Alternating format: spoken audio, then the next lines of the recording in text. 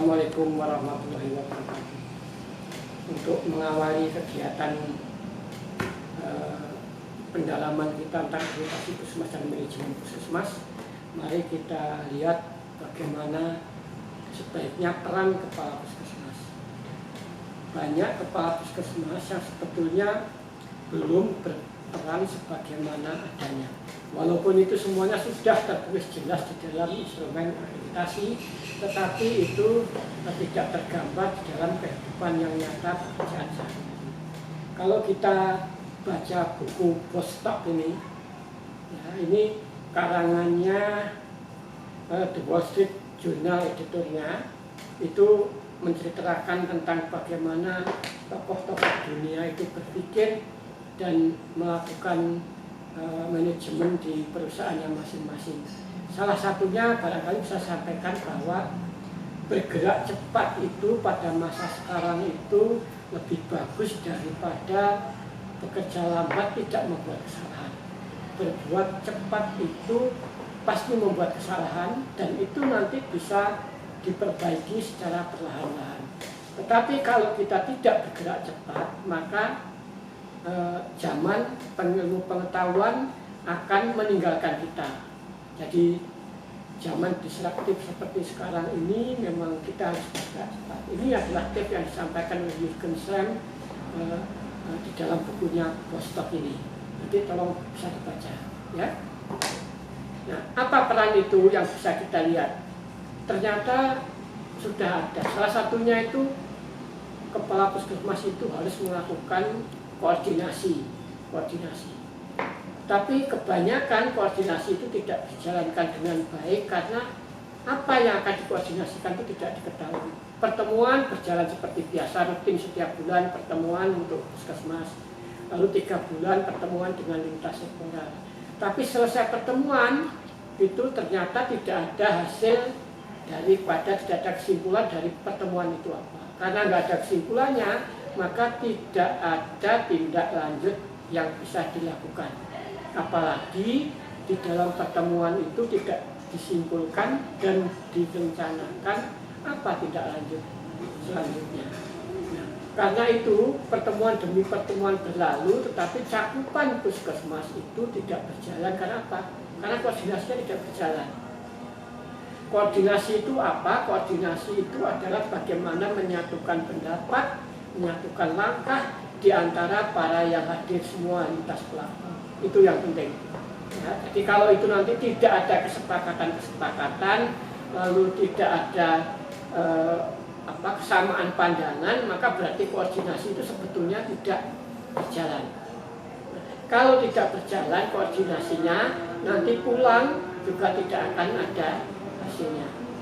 Yang sering kita lihat di puskesmas itu pertemuan dijalankan, tetapi begitu datang para undangan itu sudah mengatakan nanti kira-kira mau tutup jam berapa. Belum mulai pertemuan mereka sudah merencanakan mau pulang. Itu suatu hal yang betul-betulnya sangat tidak efisien.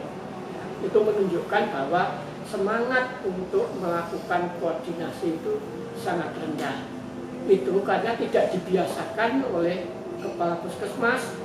Suatu pertemuan itu harus menghasilkan sesuatu, ada kesimpulannya, ada rencana tindak lanjutnya, dan betul-betul ditindaklanjuti. Tapi memang koordinasi itu penting, salah satunya itu karena kekurangan kelemahan kita di dalam komunikasi. Ya. Salah satu koordinasi itu dijalankan melalui komunikasi. Kalau komunikasinya tidak bagus, ya agak sulit. Ya, apalagi di dalam masalah seperti pandemi COVID-19 ini. Kalau dari awal kita komunikasinya sudah salah, untuk selanjutnya akan sulit untuk melakukan. Nah, ini yang perlu kita pelajari, makanya harus cepat. Kalau terlambat tidak ada gunanya lagi. Karena seperti COVID ini, yang penting itu kasus pertama. Kasus pertama itu harus kita tangani dengan baik. Rapat koordinasi harus segera dilakukan, lalu harus ada pimpinan.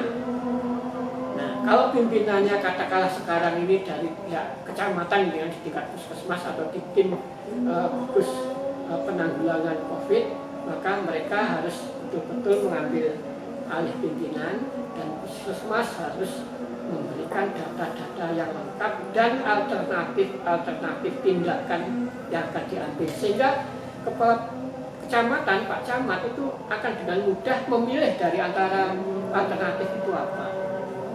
Sampai sekarang itu yang kita lihat misalnya ternyata tidak ada masukan alternatif apa yang akan dilakukan, sehingga Pak Camat juga bingung mau melakukan apa. Mengapa kepala puskesmas tidak bisa memberikan alternatif apa yang akan dilakukan? Ya karena kurangnya bacaan, kurangnya pengalaman, tidak melakukan investigasi kasus dengan sebenar-benarnya. Karena kalau dengan mengadakan pelacakan kasus dengan benar, maka faktor risiko akan ditemukan, risiko tempat, risiko orang, risiko waktu, dan sebagainya, risiko geografi dan sebagainya. Kalau itu bisa ditunjukkan, maka Pak Camat akan lebih mudah mengambil keputusan. Itu yang penting. Jadi koordinasi, komunikasi.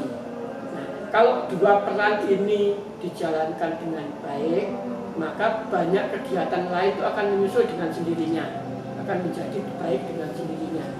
Sayangnya banyak pertemuan-pertemuan yang tidak dicatat dengan baik, ya, tidak ada notulennya.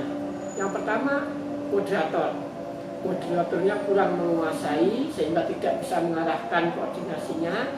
Yang kedua, notulen tidak tahu apa yang harus dicatat, sehingga pada waktu pulang nanti peserta itu tidak tahu apa hasilnya dan mau lapor kepada yang mewakili, itu mau lapor kepada atasannya apa yang mau dilaporkan kalau tidak ada catatannya. Jadi moderator penting untuk memimpin, lalu notulen penting untuk mencatat hasilnya. Dan notulen itu sebaiknya ditulis nanti disampaikan kepada peserta kira-kira 2-3 hari kemudian, ya, supaya bisa diperbaiki. Supaya apa? Karena nanti kalau ada pertemuan berikutnya, kadang-kadang peserta itu ganti, yang ditugasi ganti, dia bisa membawa notulen itu untuk bahan rapat berikutnya. Sering yang saya lihat itu datang ke pertemuan itu malah bertanya, ini nanti mau bicara apa sih? Kita mau ngomong apa gitu? Karena dia tidak mengikuti pertemuan yang sebelumnya dan tidak mendapat bahan dari peserta yang ikut sebelumnya itu, sehingga dia tidak tahu ini mau ngomong apa. Kalau mau dimintai pendapat akhirnya tidak bisa. Kalau semuanya tidak bisa memberikan pendapat, ya rapat berikutnya akhirnya akan selesai begitu saja tanpa menghasilkan sesuatu. Ini yang sering terjadi. Saya bisa menyadari kalau di puskesmas yang terpencil itu mungkin hal-hal itu mungkin masih kadang-kadang terjadi. Tapi kalau di puskesmas zaman sekarang ini, di mana internet mudah, di mana buku bacaan mudah, WA di mana-mana bisa didapatkan, ya, itu sebetulnya jangan sampai terjadi. Nah, dengan demikian maka akan menjadi cepat. Jadi akreditasi puskesmas yang tertulis di sini itu nanti bisa diaplikasikan. Tolong baca postok ini. Ini banyak, nanti akan materinya satu persatu akan saya sampaikan supaya bisa menjadi bekal bagaimana menjadi kepala puskesmas yang baik, ya. Nanti akan bagaimana menjadi kepala puskesmas yang baik, bagaimana menjadi PJUKM yang baik, bagaimana menjadi PJUKP yang baik, menjadi admin yang baik, menjadi pelaksana kegiatan yang baik, bagaimana melaksanakan koordinasi, komunikasi, dan selanjutnya akan kita sampaikan pada video berikutnya. Untuk sementara sekian, terima kasih, moga-moga Bapak Ibu bisa mendapat pemahaman dan tolong beri komentar. Kalau ada yang mau ditanyakan, ada mau memberikan saran, atau mungkin akan ada hal-hal yang mungkin tidak sesuai, perbedaan pendapat itu akan menyebabkan kita makin lama akan makin pandai. Karena apa? Karena akan membawa kita untuk selalu belajar. Terima kasih. Tolong jangan lupa subscribe supaya kita nanti bisa, Bapak Ibu bisa langsung mendapat update kalau ada video yang lebih baru. Assalamualaikum warahmatullahi wabarakatuh.